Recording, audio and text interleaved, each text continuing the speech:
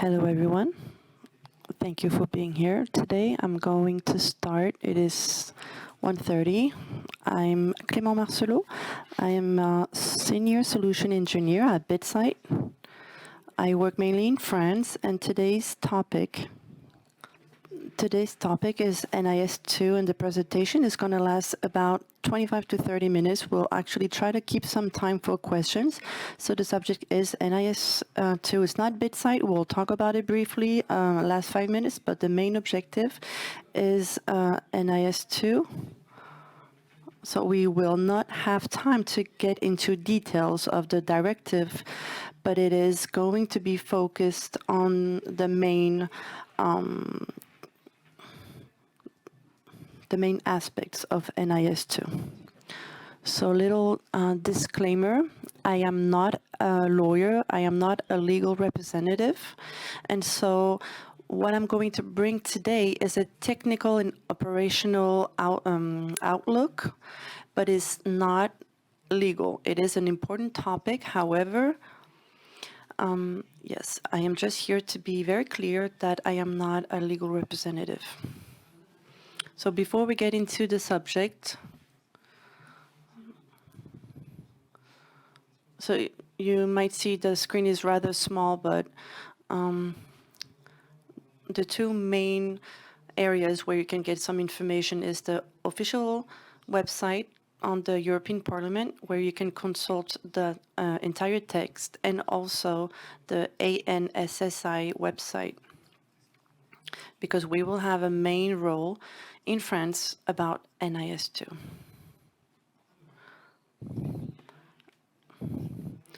I encourage any one of you that have interests, and if you haven't done so, to read the directive.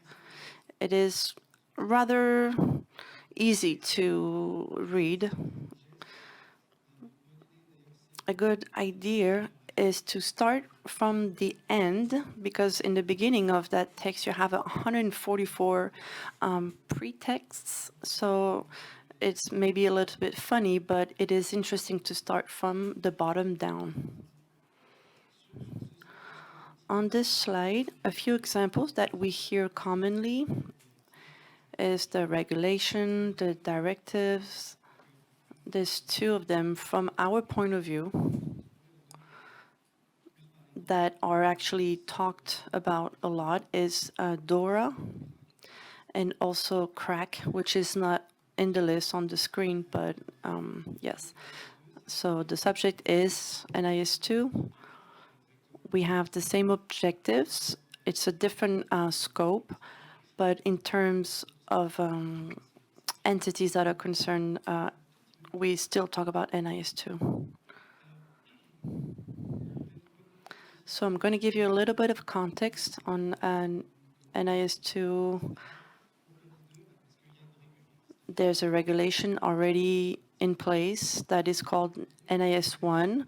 It is pertaining to a few entities. It's about 300 companies in France. It's a bit similar to implications like LPM, which has its main idea to have entities that are essential to economy and the budget, that have a systemic outlook, and to reinforce cybersecurity in those entities. So the idea of NIS2 is not only this, but it's also because of COVID. We have identified that there were more essential entities than what we thought prior.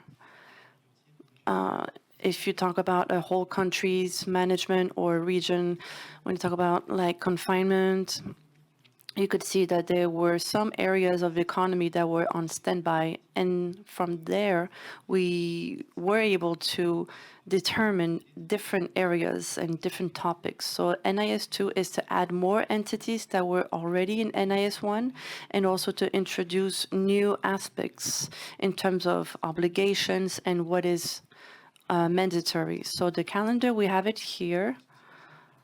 And that's also why we talk about NIS2. It's because it's been a while that the directive is being worked on. It's been voted, but it will be implemented starting the 18th of October. It is a directive. It's not a regulation. DORA is a regulation.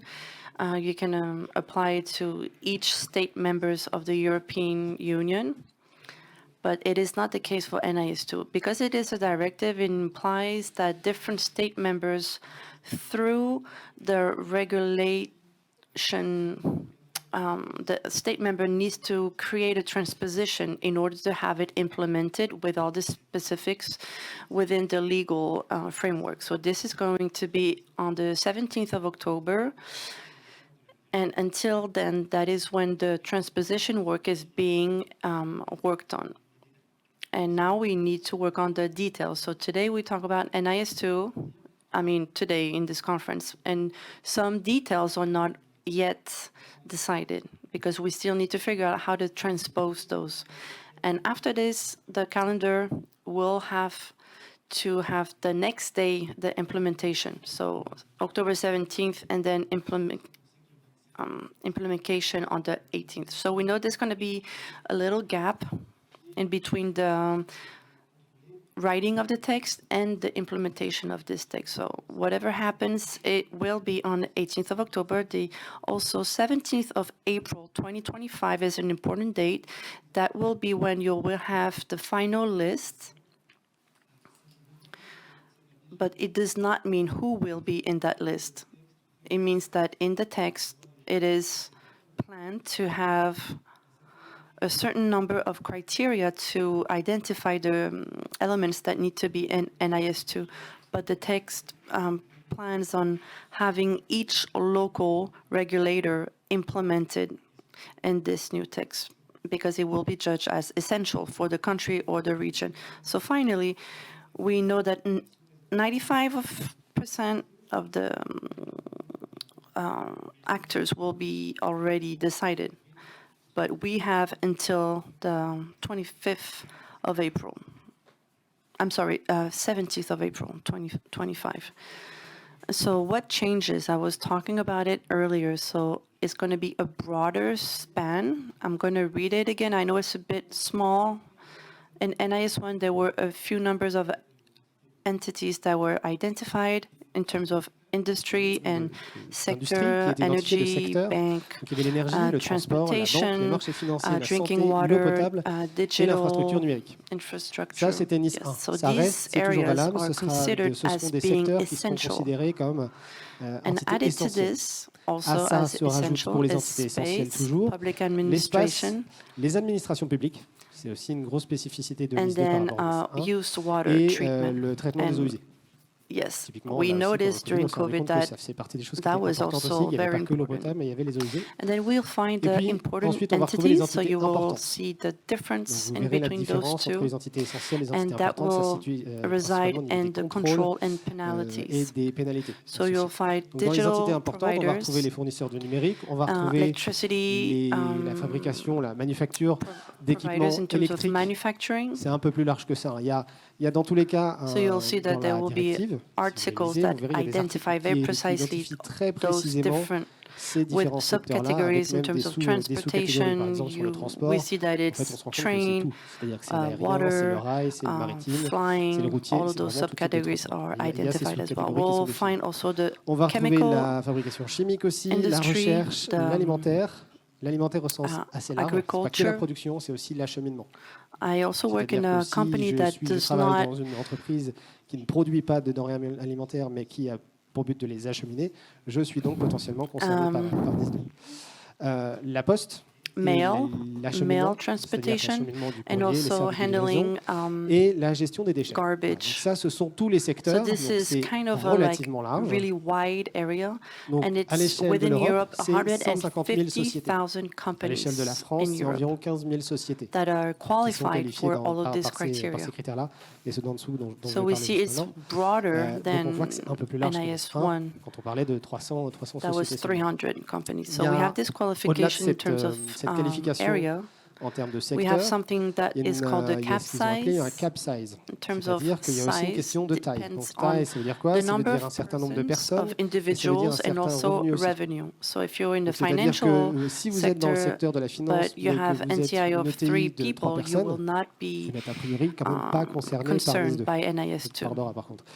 So we need to have a certain size of companies in order to qualify, and you can find all of this in the documentation that is available on the website, because we know that until October there has been already quite a bit of communication about this. So we can see that we can reside in a sector that has some essential criteria, but you can be in between two criteria. So you have 250 people for essential sector, and you can also have a mix of both. So you can. Mais que je n'ai que 100 employés, je me retrouve quand même entité importante, pas essentielle. Si j'ai moins de 50 employés, je ne suis pas concerné. So what changes? Ce qui change, donc ça c'est le CP en termes de scope. Maintenant, ce qui change aussi, bien sûr, c'est le contenu des obligations, le contenu des directives. Donc on va retrouver plusieurs focus. Je vous les fais pas tous en détail, hein, mais on va retrouver le reporting d'incidents. C'est-à-dire qu'on va demander à ces entités de remonter give au some régulateur feedback about those within the 24 hours. Ça, c'est le rapport I've had an incident, and if it's not been qualified yet, you still have until 72 hours in order to give a more detailed report with more precise, information about the impact or what type of incident, and then you have 1 month to transmit the full report with the analysis of the incident and all of its consequences. So this is the first point. It's going to be a challenge. We know about this, especially for the entities that are smaller, with a smaller cyber maturity. So this will be a rather complicated element. And another element that is not that technical, but it's the responsibility. C'est la responsabilité. NIS2 c'est-à-dire que mentions, I'm not going to go into specifics, but mentions, mais c'est important de ne pas se tromper dans la terminologie, mais en gros, NIS2 stipule que la direction des entités concernées est responsable. So that means that individuals are legally responsible for the implementation of de la mise en conformité en fait avec NIS2. Plus précisément avec la transposition en loi locale. La direction est responsable et donc dans les pénalités qu'on va retrouver après, on peut avoir des pénalités qui vont impacter directement les personnes. You can be donc on peut se retrouver interdit work as a manager temporarily. De direction, so temporaire, this is something that actually exists. So obviously it can be bothering, and I know that it would probably be an important part in terms of awareness, because I mean we can say it in some way that yes, the individual will be given responsibility, and not just to a moral person, but a physical person. But penalties is a different aspect. NIS2 introduces penalties, which is different from DORA, because here, if I'm an essential entity, in case of unconformity, it can be 10 million euros or 2% of the revenue, global group revenue penalty. It depends which one is higher. So if 2% is 150 million, then this will be the penalty. Ce sera ça, la pénalité, potentiellement. Après, but it can be up to this much. Ça peut aller jusque-là. Donc là, pour le coup, ça fait un peu... It's kind of similar to a GDPR penalty. It's not the same approach at all, but in terms of penalty, it's the same thing. But if I'm an important, it's going to be 7 million or 4%. Et enfin, je le disais juste avant, les pénalités, c'est aussi and it can also be the potential suspension des accréditations des licences and also temporary et l'interdiction temporaire d'exercer des fonctions de to have a management Dernier point, dernière grosse spécificité de NIS2. Et en réalité, c'est surtout pour ça que nous, in BitSide, we are tackling NIS2 a lot, is the focus on the supply chain. The supply chain, we talk a lot about it in the text. It's an element that is being taken into consideration by the regulators. C'est pas trop le sujet aujourd'hui. On va plutôt parler de comment la directive impacte les entreprises. But he has a certain number of missions, like assessment, risk evaluation. But it's a very important focus. We ask the companies to take into consideration the risk of the supply chain and have a policy and management of this. responsibility, the management responsibility. I talk about it, I think, quite a bit, so I'm not going to be more into details. I was looking for the quote, but I can't find it. C'est un autre point, donc, c'est les contrôles. Parce que tout ça, c'est bien joli, mais l'idée aussi, c'est comment est-ce que le régulateur local va contrôler les entreprises, les entités importantes, les entités essentielles, et leur conformité par rapport à la directive. Ça, c'est détaillé dans deux articles, article 32, article 33. C'est quasiment les mêmes, simplement il y en a un qui concerne les entités essentielles, l'autre qui concerne les entités importantes. C'est une des différences entre essentielles et importantes. Il y a un peu plus de contrôle sur les essentielles que sur les importantes, et surtout, pour une entité essentielle, les contrôles sont proactifs, continus et aléatoires. Alors que si je suis une entité importante et pas essentielle, les contrôles vont être effectués ex post. Donc vraiment, s'il y a eu un incident de sécurité ou c'est là qu'il y a un peu de flou, ou s'il y a une suspicion de non-conformité. On peut se demander comment ça va se traduire, comment cette suspicion-là elle peut se concrétiser. Est-ce que c'est une indication, est-ce que c'est une remontée de régulation? Je ne sais pas. Je ne trouve pas la réponse dans le texte, mais c'est un élément important. Mais en pratique, c'est surtout les entités essentielles qui vont être contrôlées en préalable et pas simplement en mode réactif. Du point de vue des contrôles eux-mêmes, là aussi, on attend bien sûr la transposition en loi locale pour avoir un petit peu de détails techniques sur comment vont être faits ces contrôles. Il y a deux aspects à éclaircir. D'une part, la directive prévoit que le régulateur peut déléguer la mission de contrôle à des organismes qui vont être accrédités. Il semble logique, 15 000 sociétés en France. On peut évidemment penser que ça va être compliqué pour l'ANSSI d'avoir la bande passante pour pouvoir réaliser des contrôles sur 15 000 sociétés, en plus de toutes les autres missions qu'elle a actuellement. Donc c'est vrai que c'est bien l'ANSSI qui choisira, mais on peut penser en effet qu'on va s'appuyer sur des organismes tiers pour aller réaliser ces contrôles-là. Là aussi, autre élément à éclaircir, l'aspect technique des contrôles, même si on a les grandes lignes de quelque part la trousse à outils du régulateur, il va y avoir, ça décrit finalement le process de gestion de risque tiers tel qu'on le connaît déjà et tel que les entreprises connaissent déjà ce type de process ont pu le mettre en place. Donc on va retrouver des contrôles sur site, des contrôles à distance. C'est évidemment ce qui va prendre beaucoup de temps aussi. On va retrouver des scans de sécurité qui devront être là pour le coup assez clairement définis, c'est-à-dire que ces scans doivent être objectifs, non discriminatoires, et là pour le coup je le lis tel que c'est écrit dans le texte, équitables et transparents. Évidemment. On peut retrouver des demandes d'informations. Donc là, typiquement, quand il va s'agir d'aller vérifier l'existence et l'application d'un process de gestion de risque ou autre, une politique de sécurité, bien entendu, il va s'agir de communiquer, de collaborer avec ces entreprises-là pour récupérer ces éléments, les analyser. Exactement de la même manière que quand on soumet un questionnaire au fournisseur, on va analyser les éléments qui sont fournis. Demande de preuves.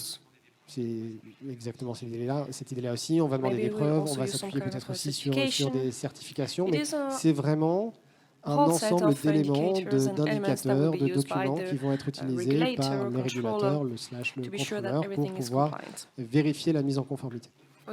Du point de vue de la trousse à outils elle-même, c'est la même pour une entité importante que pour une entité essentielle. C'est vraiment au niveau de l'exécution que ça va différer. Les obligations. Donc ça va être un gros morceau. C'est pour ça que je l'ai gardé pour la fin. Là encore, la slide n'est pas exhaustive. Bien évidemment, c'est un peu plus détaillé dans la directive. Il y a plusieurs obligations. On a parlé tout à l'heure de la partie gestion des incidents. Évidemment, c'est un élément important parce que si je dois être en mesure de reporter un incident régulateur sur 24 heures, il faut que je sois équipé pour le faire, pour le détecter, pour le communiquer. Il y a aussi, j'en ai parlé, la supply chain, donc l'analyse et la gestion de risque de la supply chain. Je dois avoir un process, un outillage, une politique de gestion de risque de ma supply chain. Ça veut dire pas mal de choses. Au-delà de la supply chain, il y a aussi l'aspect analyse et gestion de risque interne. C'est-à-dire que c'est pas uniquement de faire de la sécurité, c'est aussi de faire du risque. C'est compliqué de faire de la gestion de risque, mais ça coûte toujours beaucoup moins cher que de faire de la gestion de crise. Donc voilà, l'idée c'est d'avoir ces politiques-là. Et il y a un autre aspect, parce que dans le texte c'est vraiment listé comme un autre point à part entière, qui est le contrôle de ces politiques de gestion de risque. C'est-à-dire, il ne suffit pas d'avoir un document qui va décrire les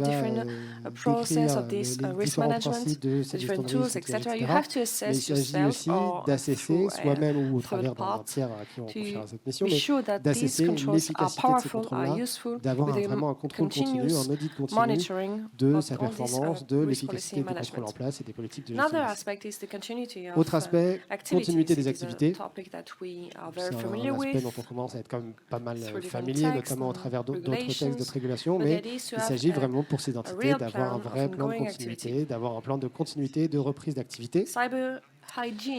Cyberhygiène, et je l'ai mis en gras et entre guillemets parce que dans la traduction française du texte, c'est comme ça que c'est ressorti.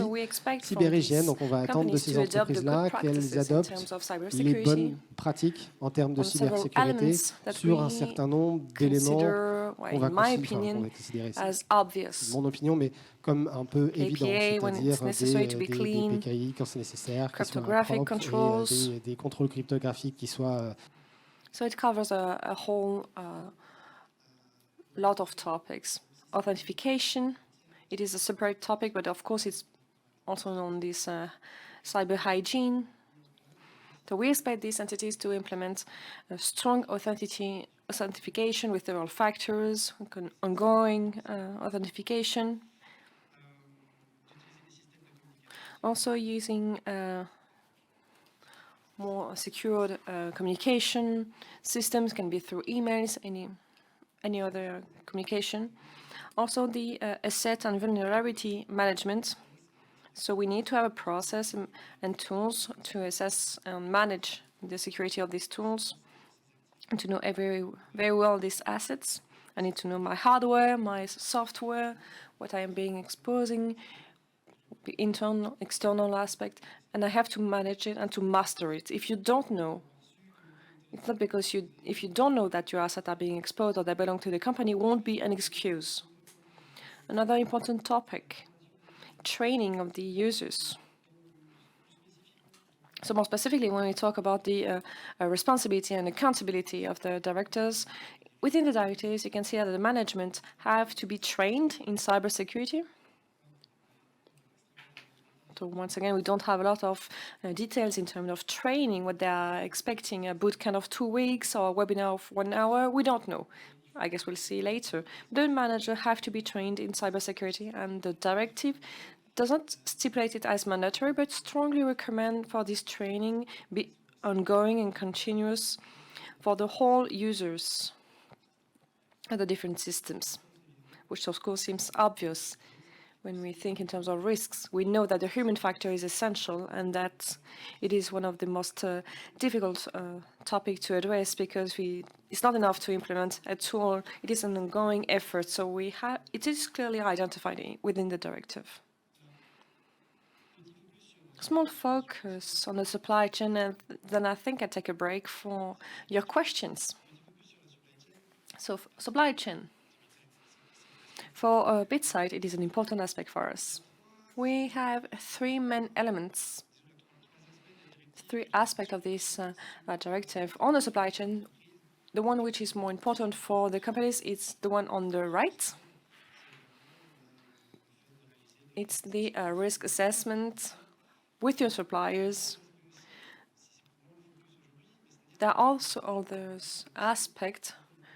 The regulator will have missions in collaboration with the ones of the different member states on a more systemic supply chain risk assessment. And we have an example in the directive that was taken for the 5G.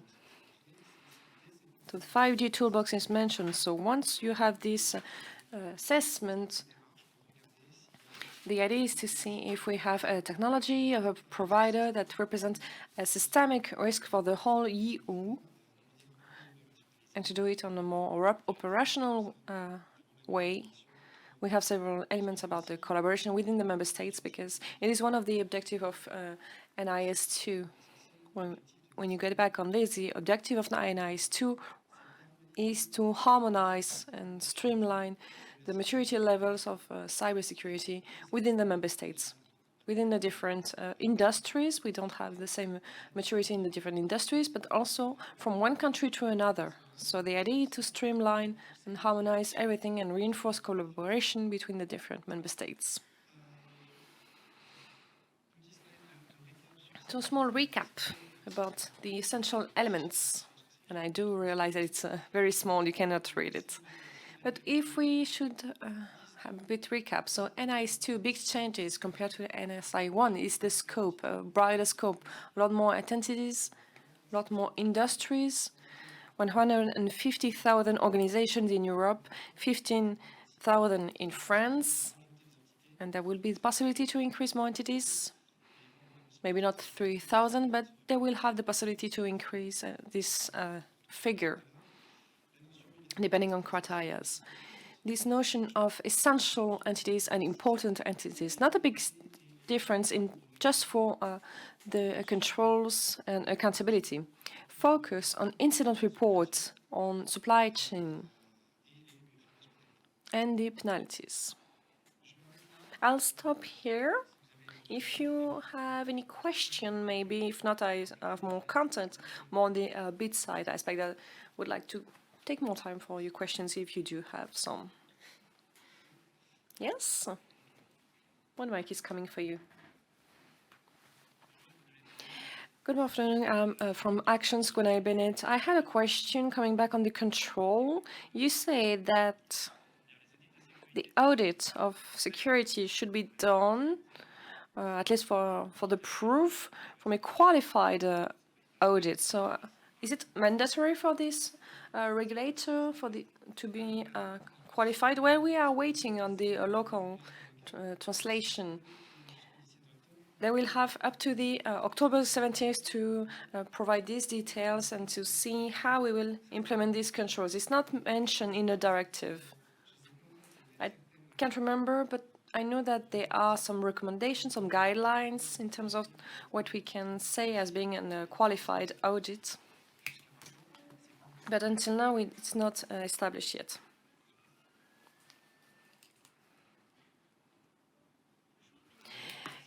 Good afternoon, Benedicta from Ori Society. Regarding the criteria that you mentioned, how can we know if we are important and essential? You mentioned the number of employees and the revenue. These two criteria have to be more than 250 people and more than 2 million euros of your revenue. Do you know if we have to take into account two aspects or just one? I think that it's the two, if I remember well, but to be honest, I doubt. I can't remember. I think that it is, but I should check. Sorry. There is someone in the back that have a question. Nathalie Louis from Archer Inc. Consulting. I would like to come back on the accountability, the increased responsibility for management. I would like to know if NIS2 also explains if we have a higher responsibility for board members, administrators, and all stakeholders. Yes, and here I don't have the text right here, but regarding what I was saying at the beginning, remember, I'm not a legal advisor, I'm not a lawyer, but in the text, the board is also mentioned. So we don't only talk about the managers. When we say the management, we talk about the whole body. So only senior and also board member. Yeah. Good afternoon. I had a question regarding incidents. Do we have a precise definition of the type of incident? What type of incident should we report in? We know it have an impact on the business, but that's all. I try to remember the article, the precise article mentioning this incident. I think it's Article 6. Okay, here you have the answer. This is, remember the text better than I do. Apologies for the translation, but we cannot hear what the lady is saying, so we cannot translate it. So Article 6 from the directive is completing the definition of the incident regarding NIS1. For NIS1, it was a disruptive incident, so an interruption of essential services. And for NIS2, we have several aspects, for example, the financial aspect, data leak, data communication, and if I remember well, we also moral risks. So the definition is pretty broad. Thank you very much.